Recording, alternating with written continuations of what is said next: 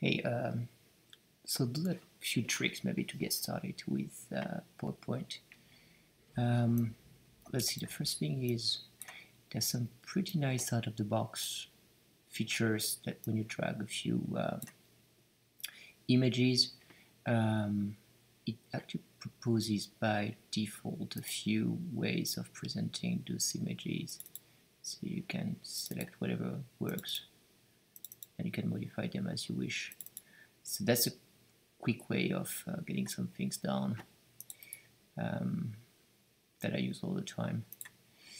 So now, a couple of effect that you can do. Maybe delete this. And say, okay, you've got a background picture and you want to overlay some text, some explanation. So in this case, I don't need the design idea. Let's say you want to display some sort of overlay.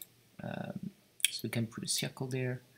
Notice that it's hard to make an exact circle, so the best way to do it, try again, and this time hold the shift key, so it makes a perfect circle. So say you want to make it like this, you want to have some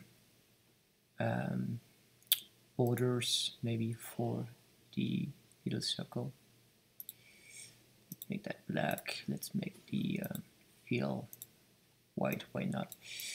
So you can keep it like this, but usually you want some sort of transparency. So right click, go to the size and positions, get to the filling options, and this is where you can play with the transparencies. You want enough transparency so it looks cool, but not too much so that text will look difficult to read.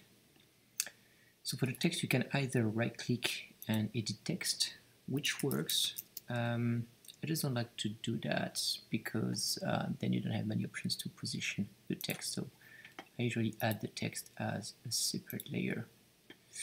Go to Insert, Text Box, type your text.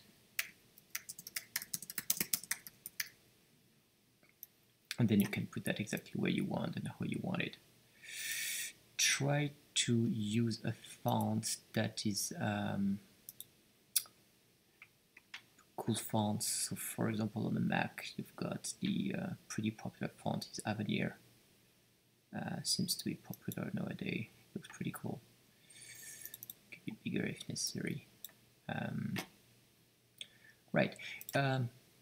So that's kind of basic thing you can do. Of course, you can group your text and shape by doing hold the shift key and then select as many objects as you want, and you want to group them like this. You want to do that when you want to resize things together in a way. So Control Z if you want to go back. Now, circle is not the only thing you can do. You can, on any object, you can say you don't like the circle. You're thinking, oh, I wish I, let me ungroup that for now. I wish I didn't use a circle, but a square, something that looks like a square. That's okay, it's never too late. You can select your circle, go to shape, and then you can edit the shape to something else. For example, something like this. And then you can play around with some other type of object, anything you like. Or, I don't know, hot, whatever you want. So that's also interesting that you can go further and edit the object themselves, any object. You can right click and edit the points. And then you can select one of those points and change the Bezier angle, mathematical representation in a way of that circle. You can even, won't make any sense in that case, but if you edit the points and go back and right click again, you can add a point here. So in that case it doesn't make any sense, of course, but that's for people that want to be a bit creative. Right? I guess we just did a little cloud here.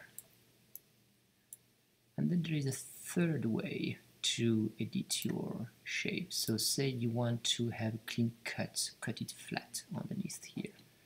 Like You want to use a tool to do that. For example, oops, sorry. I want to insert a new tool.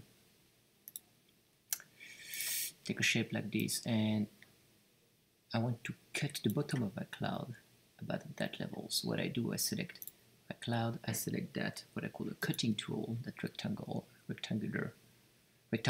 I just use, and then you go to merge, and you want to subtract the new shape to the previous one there. That's where you've got kind of a few tools to, you can pretty much draw anything you like for your object. So that's it for a very basic crash course.